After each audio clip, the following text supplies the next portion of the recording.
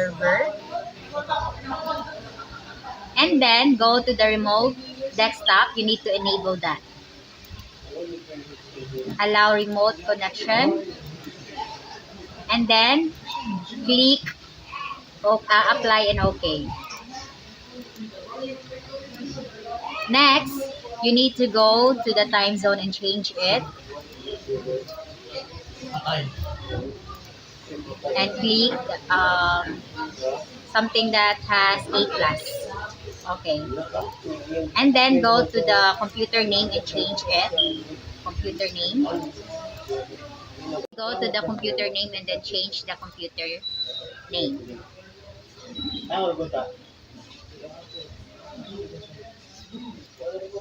Okay.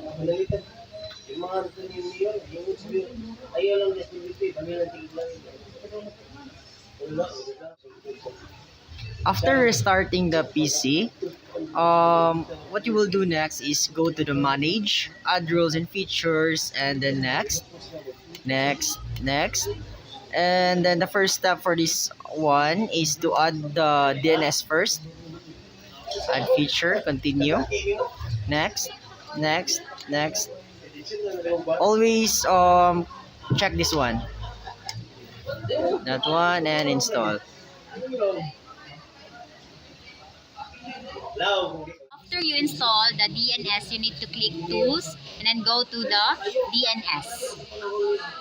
And then click Server. And then click Forward Lookup, right click, and then New Zone. And then next, then put the zone name, then next, and then click the, there's a padamdam in Tagalog. You click that, allow both non-secure and secure dynamic, then finish. And then next is reverse lookup zone, new zone, next, and then you put the network ID. You can check the network ID by typing CMD and IP config.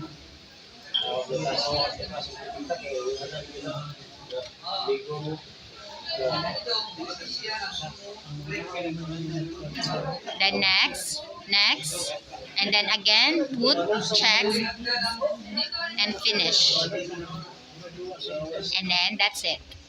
We already completed the DNS procedure or configuration of the DNS. The next step is to add another rule. So click this one, and then this one, Active Directory Domain Services. You need to install this one. Next. Always check this one. Yes, install. Installing the Active Directory. Now please check the flag if there's still a task there. And then finish the task. Click Add New Forest and put your choice name for your domain name.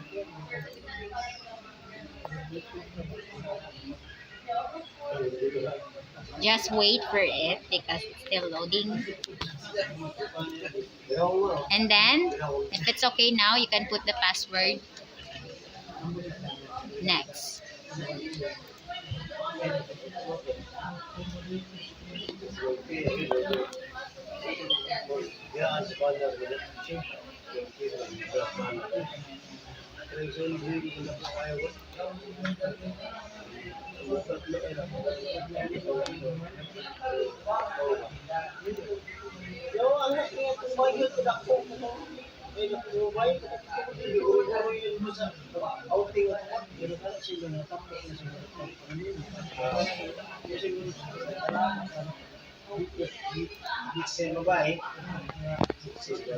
After installing, restart siya, and then you're done. And then you can proceed to the next step for your remote desktop. Ay, kahuman sa restart, ang imay butang diri instead ka administrator ay pero may butang dapat naka mo input og server 0 mao ni ang imuhang NetBIOS domain, or pwede sad nimo ibutang ang imuhang BIOS name at maghimo nga server.local or depende nimo.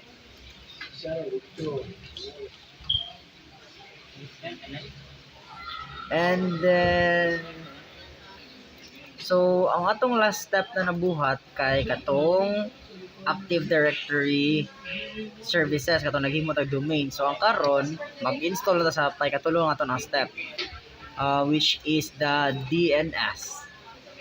So humana ta sa the DHCP. So humana ta sa DNS, Active Directory, next DHCP na ta.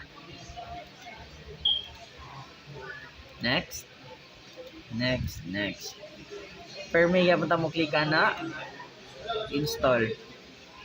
Then maghuwatag mahuman. If it's done, click close. Karon, adto sa tools. Every after installation, always go to the tools first before come to sa plug. Now you can click DHCP and then click server and then click IP4 and then right click IP4 and then click new scope. Then next, you can create your scope there, server, and then put start IP address, which is the IP address of your computer. You can check it by putting CMD 192.168.1.2. That's your IP address. For your end IP address, it's okay to add na lang. So 2 plus 2 plus 4. Next. Then next, just next. Then click no, I will configure these options. Next. Then finish. And then after that one, it's done. Click X.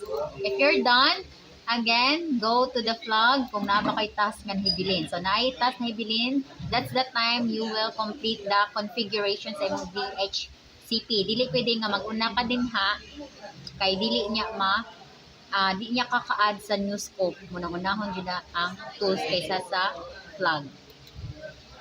Then next. And next, then it's done. Humana ta sa DHCP at na ta sa last step, which is this one, remote desktop services. Next. So you will only check here the 134, the remote desktop connection broker, and then the remote desktop licensing, then remote desktop session host. Okay. Then next, this one. Next, install. Ang imong buhaton kay moadto na ka sa network properties. And then go sa Ethernet and then properties, you put the IP address sa 4 pero i-uncheck sa ang version 6, diri ka sa version 4. Then click use the following IP address. Then input the IP address of the computer. Again, imong ma-check ang imong IP address using CMD.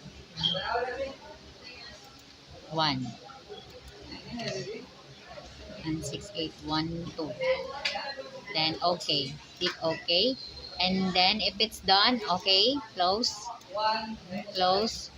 Karon adto na ka sa imuhang computer properties.